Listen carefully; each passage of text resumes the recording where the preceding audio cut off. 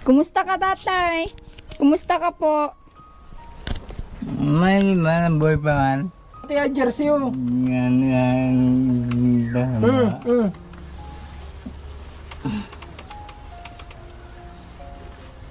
Himbing ng tulog niya kanina ay. So, kabila.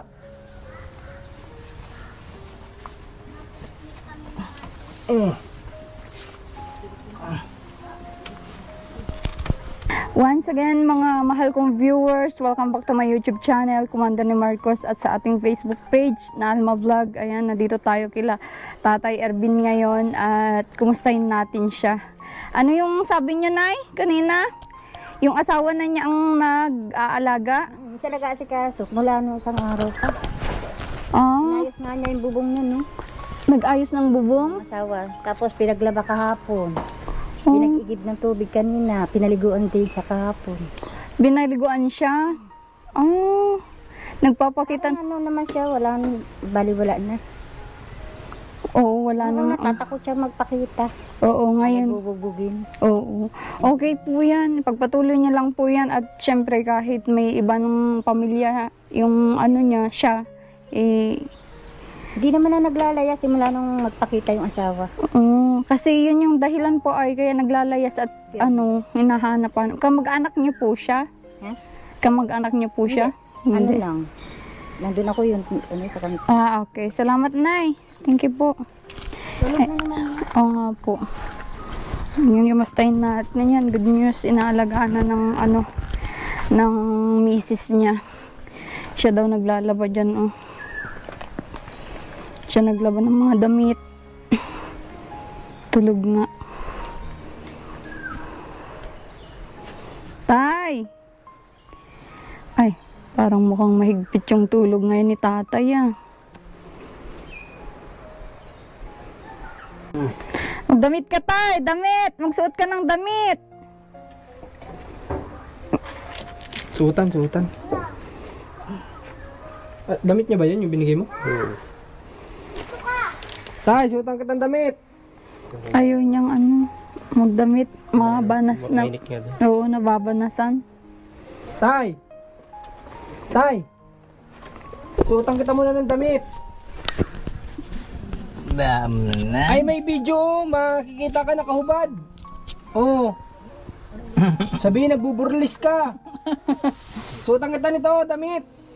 Suotin mo muna. Yan na lang. Tay, ito na lang susuotin mo. Tay, ito, damit mo.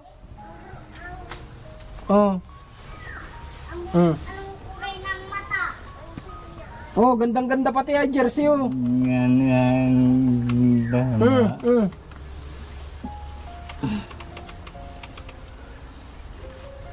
Himbing ng tulog niya kanina ay. So, kabila.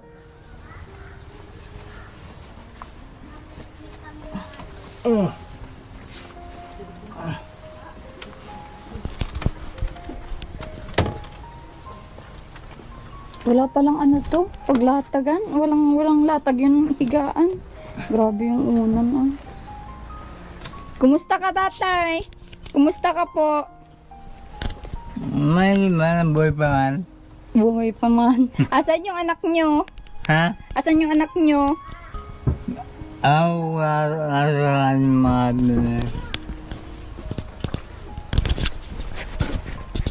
Talagyan natin to.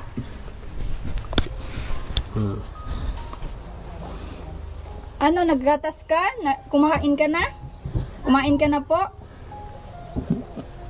Kumain ka na? Hindi pa po? Lang. Anong oras na?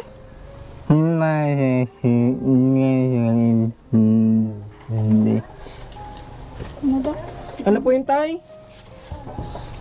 Ba't di ka pa nakain? Tay! Bakit di ka pa nakain? Bakit hindi ka pa kumakain? Bakit? Di ka dinalhan? Magkakakain ba yan? Hindi ka dinalhan dito ng pagkain? Kawawa naman si tatay. Wala yung mga Di ba dinalang ka ni Commander ng grocery? Akay. Tay. Tay, di ba may grocery ka? Dala niya ka nung isang araw. Asan yung- Nasaan na? Ha? Asan yung grocery mo? Yung grocery mo, nasaan na? Alam ko. Wala dito? Wala dito? Wala? Wala dito yung... Ba't ganun? Hindi ko magbulan yung Wala, lahat. ano yan? Oh. Damitan lang yan. Oh. Oo nga, kakabigay ko lang nung isang araw ng mga grocery, mga pagkain niya. Grabe naman yun. Ano nangyari? Di pa daw pati nakain. Baka limot lang. Ay, may pinagkainan no? Saan? Ay, una ito. Lang yun, may kanin yan. Oo. Pero yung mga merienda niya, Wala dito. yung gatas mo, Tay, nasan po? Yung gatas mo nasaan, Tay? Yung gatas mo nasaan? Gatas. Alam ko sa nilagay ng mga paruan na yan. Tingnan mo nga Rans dito. Oh. Ibaba mo itong bag, tapos tingnan mo yung lagayan ng biskwit na yun. Wala dito? Tingnan mo, baka dyan inilagay.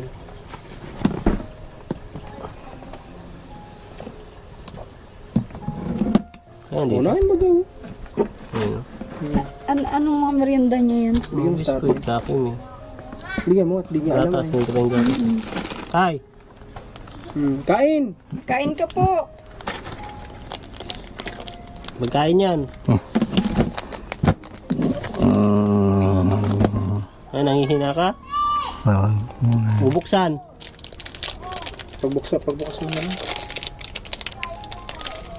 Ah. Tinapay. Grabe yung buhay ni tatay, ano? Tinapay yan, tinapay. Hindi nga niya alam kung saan nakalagay yung pagkain. Tinapay. Ay putang mahulog mga. Tinapay yan, tinapay. Nagmura pa si tatay. Ano daw? Nagmura. Mapapamura ka talaga kapag ganito ang buhay mo. Oo. Magtimpla ka ng gatas mo, tatay. Gusto mong gatas? Uminom ng gatas? Alam ko sa nakalagay. May mainit yata dito. Oo, meron dyan. Titimplahan kita ha, Tay! Tay! Tay! Tay! Titimplahan kita. Titimplahan kita ng gatas. Para kayo. Sige. Wala ko. Gatas ko. Ah, yan yung gatas. May sukal ito? Hindi na yung suwag. Hindi na yan yata inasukalan. Bawag dito ako. Sigurado kang gatas to? Baka asin. Ano doon? Magtimpla na natin. Mainit to. Nilagyan ng mainit.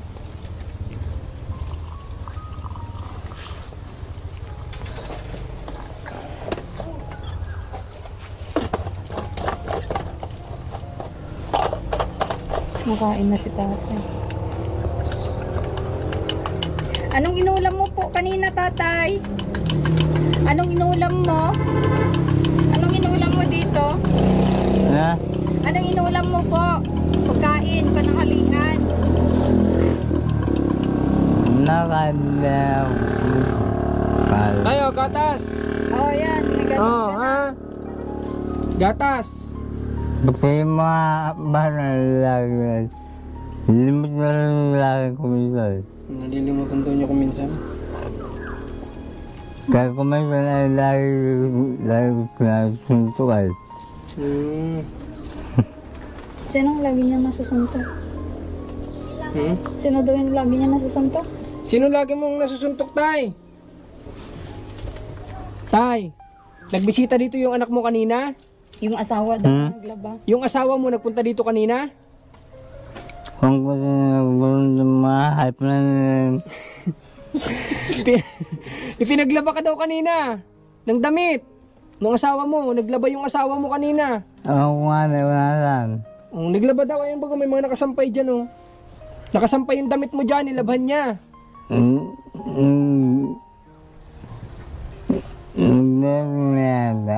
Naglaba nga yata, sabi niya.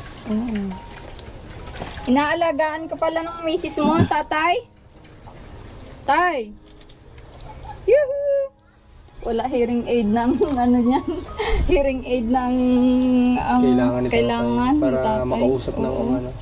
Yung ilaw niyo. Yung ilaw nito kung nakakita niyan kasi Unang Buti nga may ano pa dito. Ano? unang panahon ganito yung ano. Binibenta pa dito ng gas. buti nga may nabibilang pa sila ng gas kasi bihira na makabili ng ganyan. Hindi na nakakabili basta-basta ng gas. Oo. Saan mo nilagay yung pera mo tayo na binigay ko? Pera, saan mo nilagay? Binili mo na? Ha? Binili mo na yung pera mo? Binili mo na? Yung binigay ko sa yung pera Sino? sa iyo. Binili mo na. Wala. Kung wala naman.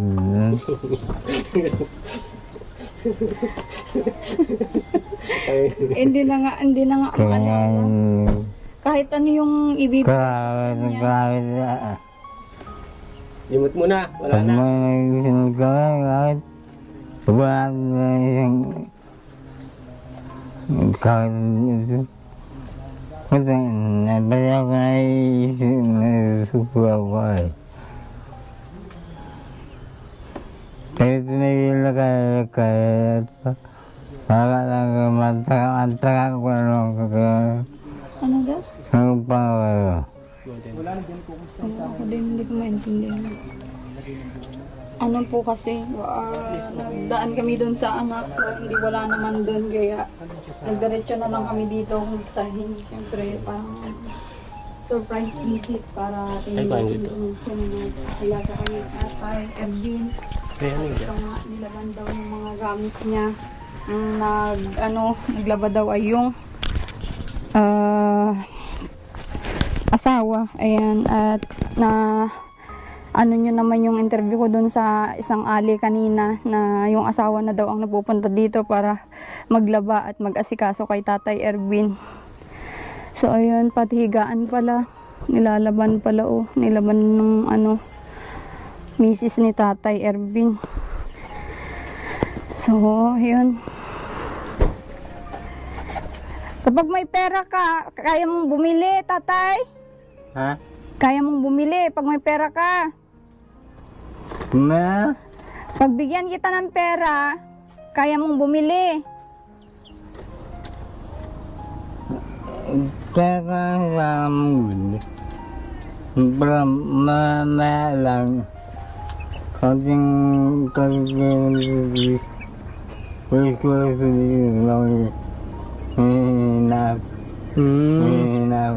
Hindi daw niya kayang bumili kasi nga kunting lakad niya lang daw, nangihina na daw siya. Grabe. Kaya hindi niya talaga kayang, kung bibigyan mo siya ng pera, di rin niya may bibili. Oo. Tsaka tinatanong ko yung mga bigay ko sa kanya ng pera nung nakaraan. Hindi niya maalala. O kasi hindi naman niya may bibili yun. So possible lang nag-handle nun yung nag-aalaga sa kanya dito. Oo. Sige tayo, punta muna po kami. Mag-ingat ka dito ha. Daanan ko na lang ulit yung anak mo kung ano. At sasabihin kong bilan ka ng pagkain mo dito. Ng ulam. Ano po? Sige, ingat ka po dito tatay ha. Paalam ka na kay tatay. Tay! Tay! Tay! Punta na po kami!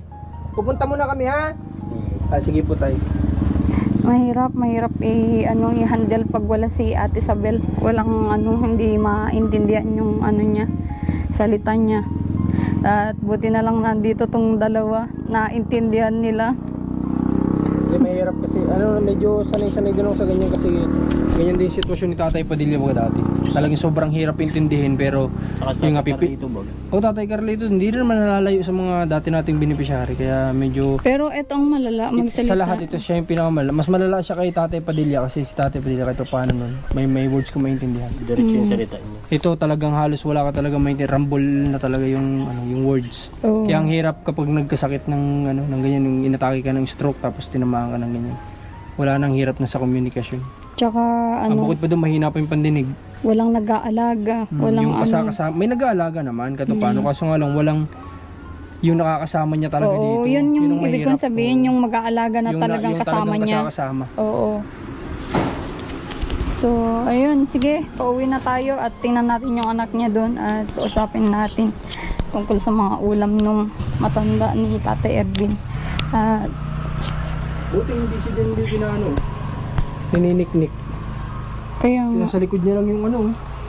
Nasa likod niya lang yung tubig. sapa. Yung sapa. Mm, Tsaka hindi siya parang di nagra-running yung ano. Kasi kapag hindi nagtumatakbo yung tubig niya, oh. lamok yung kalaban ni tatay. Di, at mapapagawa naman na ng bahay si Tatay. Oh, ba't panty ang ginagamit ni Tatay? Bakit may panty dito? Ito. Oo. May panty. Si tatay talaga kaya may tinatagong lihi dito sa atin. Sa totoo lang. So, bakit may panty dito? Panty gamit ni Tatay. Oh. Buti walang bra. Tsaka may alaga si tatay dito. Ito, iniingatan niya tong nuno sa punso na to. Oh. Hindi niya pinapagalaw. Kasi dati may mga bata dito naglalaro, wag daw galawin. Kasi importante daw sa kanya to, mahalaga sa kanya to. Oo. Nandiyan yata yung yaman ni tatay, nakabaon sa ilalim. Tsaka yung ninuno nila kasama natin lagi. Yun, oh. Mga service ni tatay. Tsaka si tatay, sa totoo lang dati, mayaman yan. Ito ang service niyo. Si tatay, ano pangalan tatay? Ervin. Si tatay Ervin, ito yung service niya dati. Kapag napadait, napano, wala nga lang gas. Kaya nga kapag umalis daw si tatay, kwento ni Ate Isabel dati, umalis ng umaga, bubunta ng Kapalongga, ang balik na niya mga 3 araw.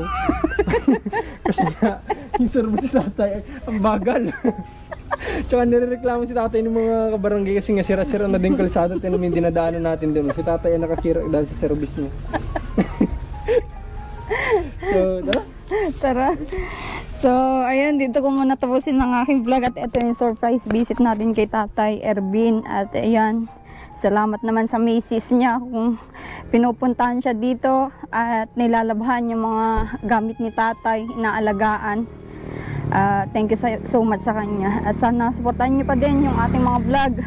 God bless po sa inyong lahat. Supportahan niyo po yung dalawa, Marcos TV channel at si Rans TV. God bless.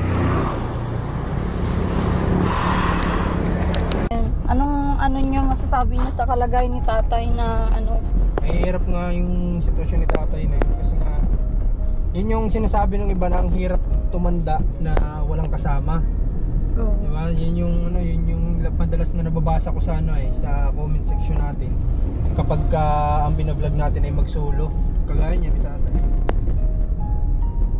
Sobrang hirap tumanda ng ganyan. Kaya si Rans dapat mag-asawa ka na Rans. Okay lang, marami naman akong inaanak. Kaya ka nagdami ako ng inaanak at kahit pa paano ay mag-aalaga. Hindi ka naman aalagaan nun at inaanak lang yun ay iba yun sa anak. Pag ang turing mo sa inaanak ay parang anak, ganun ka na rin ituturing. Para ka na rin ang tatay. Ito yata yung anak niya. Oh, yan nga yung anak niya. Si Ni! Kumusta? Masan ka? Diyan? Bibili ka? Saan si mama mo? Doon yung bahay niyo? Oh, okay. So, ayan. Ayan ang pakita mo. Nasisira ni tatay nung panahong nag-service pa siya.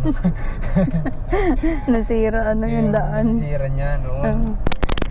Ayan, yung isa sa anak niya na naghahatid ng pagkain niya. Si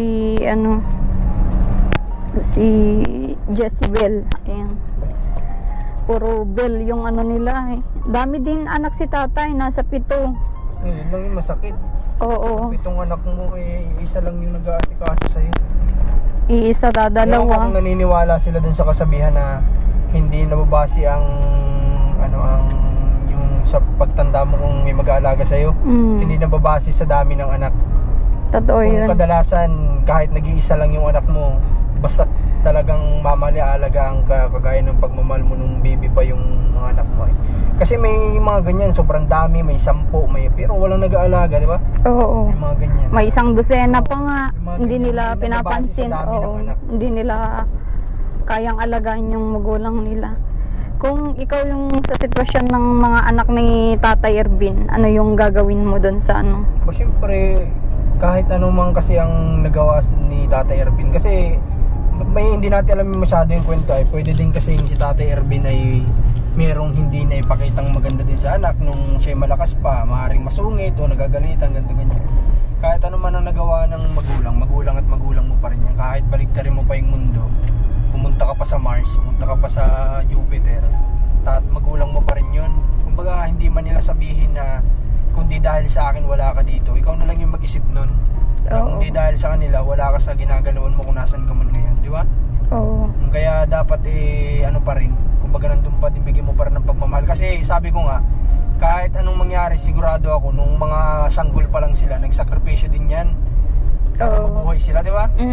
Kasi hindi naman sila lalaki ng ganyan kung di rin nagsakripisyo yan ng Tsaka sobrang sipag, sila. sobrang sipag daw yan kung ano-ano daw yung pinapasukan ng trabaho para lang may pangtustos sa mga anak, pambigay ng allowance nung nag-aaral pa sila. Doon pa lang, sakripisyo na yun ng magulang, di ba? Oo. At ayan, sana ay ilipat na si tatay dun sa sa malapit ni Ate Isabel para at least si Ate Isabel siya yung talagang nag-aalaga kasi talagang sobrang layo. Nasa Wala pa nga tayo sa kanila, oh. Oo. Wala pa tayo nag-drive. ilang kilometers ito hanggang sa kanila. Hindi ko sigurado pero malayo-layo din kung lalakarin. Oo. So, ayun. Dito pa lang yung bahay nila. Tsaka hindi naman lagi kasing may nasasakyan si Ate Isabel. Kung minsan gamit ng asawa niya yung service sa trabaho. Tsaka naglalakad. Lalakad siya kung wala yung service. Ang layo. Oo. Ikaw, Rans, kung papa mo yun, anong dapat mong gawin doon sa ganung sitwasyon niya? Yung mga ganun, mas kailangan ng mag-aalaga, lalo't ganun sitwasyon. Sabi ko nga, kung malakas pa, okay lang kahit hindi mo pa alagaan kasi nakakakilos pa siya nakakaano pa. Pero pagka ganun na kailangan na niya ng suporta ng mga anak o kaya ng asawa, dapat nandun kayo para suportahan yun. Kasi mas kailangan niya ngayon Oo. Mas kailangan niya ngayon ng tao mag-aalala sa kanya, mag-aasikaso. Oo. Doon naman sa sa pag-aasawa nung asawa niya ng iba ay di din natin alam kung ano yung rason niya bakit ginawa niya yun. At di din natin alam kung maganda pa healthy pa yung relasyon nila dati. Baka siguro naman dati pa ay talagang toxic na, nagkakasakitan na, at base kay Ate Isabel ay si tatay ay iba din kung magalit, kaya siguro din si mama niya ay talagang naghanap na din ng ng magmamahal sa kanya. Yan yung niya siguro. Di natin alam yung reason, yung mga nagsasabi na hindi daw naawa. So yan, pinapakita niya din naman kahit wala na sila ay pinupuntahan pa din niya sa bahay nila para alaga, labahan yung mga damit, alagahan. Tsaka siya yung nagluluto. Oo, siya nagluluto. At yun, gawin natin kung ano yung kaya nating itulong kay Tatay Ervin. Tsaka sana wag pa marisa ng ibang makakapanood. Oo, ng mga anak, mga kabataan. Oo, mga sa magulang ninyo, ano man nagawa sa inyo niyan, magulang at magulang niyo pa rin yan. Totoo yan. Pakinggan niyo yung kanta ni Glock 9 na yung anak niya yung bakla, di ba? Oo. Sa huli, kahit anong kalupit yung ginawa niya sa anak niya, nilublob sa drum, talagang lahat ng sakit ibinigay niya sa anak niya. Pero pagdating ng huli, nung nakaratay na yung magulang niya, ama niya, siya pa rin yung nag-alaga. Oo. Ganun dapat. Ganun kasi ang sa mundo ay tungkulin natin sa mundo kung ano yung pwede nating maitulong, maibigay sa magulang natin. Tsaka gawin mo yung best mo hanggat buhay pa. Grabe parang ini-imagine ko kung tatay ko yun ay di ko maatim na dun titira, na ganun yung mahigaan niya. So ayun, nandito na kami sa pinakasentro ng Alayaw. Barangay Alayaw. Ayan, at abangan nyo yung magpapatid ako ng doon, materyales, plywood, tapos mga tawag doon, Kahoy. pako. Ayan, may na sila, may kahoy. Sila yung bahala sa kahoy at sa sa bubong. Sa akin naman ang dingding niya. at yung mahigaan ni Tata Ervin. So dito ko muna tapusin ang aking vlog. Support nyo po itong team namin, Commander ni Marcos. Ayan, si Sakalam na Rans TV na malapit nang magsahod. At Sana all. sana all. Abangan nyo, i-reveal natin yung sahod ni Rans. Ano sabihin mo sa mga nanonood sa iyo, Rans? Siyempre, nagpapasalamat ako sa mga viewers ng team natin, ng viewers nila Sir Paul. Kahit bihira ako mag-upload. Kahit bihira mag-upload, nandun pa rin sila nakasuporta. Lagi pa rin nandun, may mga views pa rin tayo, kaka-income pa rin. So yun, maraming salamat sa inyong lahat sa patuloy na pagsuporta. Yan, si Marcos na Sakalam din ito ay. Yeah. Ay, salamat sa sumusuporta sa team namin. Kasi kahit sabi mo, kahit tatatlo kami, napakahirap. Kumpara nyo kami sa iba na napakadami nilang nagtutulong-tulong. Kami talagang tatatlo. So sana naunawaan ng iba kung minsan hindi kami makapag-scouting. Kasi Minsan dadalawa. minsan dadalawa lang kami. So ang hirap talaga, sa totoo lang. Kaya yun, salamat pa rin. Pero walang mahirap kung gagawin mo itong kasi dati naman tayo lang na, 'di ba? Hindi At saka kumbaga naman kapag pagod walang problema. Yung hirap lang ng alam mo yun na Gusto mong tumulong ng malaki. yung parang gusto mo mamigay ka na ng ganto ganyan. Kaso nga lang kapag dadalawa kayo, paano mo gagawin? Parang ganun. Kasi hindi ka naman pwede mag-expect na sa pupuntahan nyo pwedeng na lagi kang tutulungan, diba, ng mga bibigyan mo.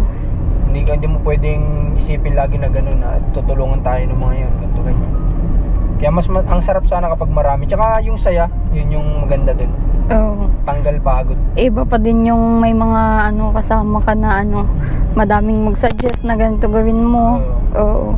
Pero sa rami naman ng mga viewers natin, syempre sila naman ang talagang totoong kasama din natin. Sila yung kayo yung mga talagang solid supporter namin na hindi naman po talaga uusad yung mga namin kung di dahil sa mga viewers. Ayan, mga viewers na nanonood na talagang kahit anong late natin mag-upload, nanonood pa din sila.